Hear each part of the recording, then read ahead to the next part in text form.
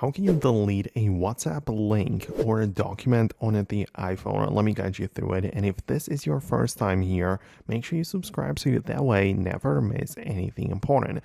Well, you can get inside your WhatsApp as usual, and if there is like a piece of text, a link, or any document you might have, and if you want to like delete it from the actual chat, it's pretty simple. You just have to hold it down on it, and it should give you the ability to click on a delete, right? So no matter what it really is, if it's just a text bubble containing nothing but a text, it might as well be something like a document attached or like an audio message. As long as you hold down on it, it gives you the ability to delete it, right? So that's how you can do this.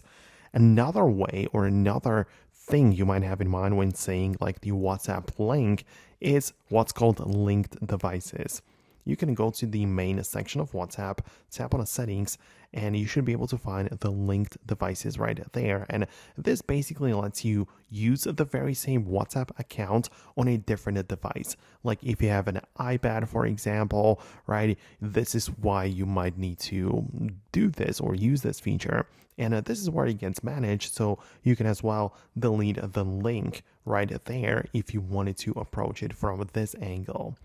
And one more thing about it, there's also the WhatsApp link in a way that you are sharing like your profile through the WhatsApp platform, right? And this can really be deleted because you just have your link and your profile which can be shared, but I just kind of had to mention that as well, that this is another way of looking at the Instagram link, right? So the WhatsApp link, of course. So yeah, let me know what you think about that below in the comments. If there are more questions, share them below in the comments.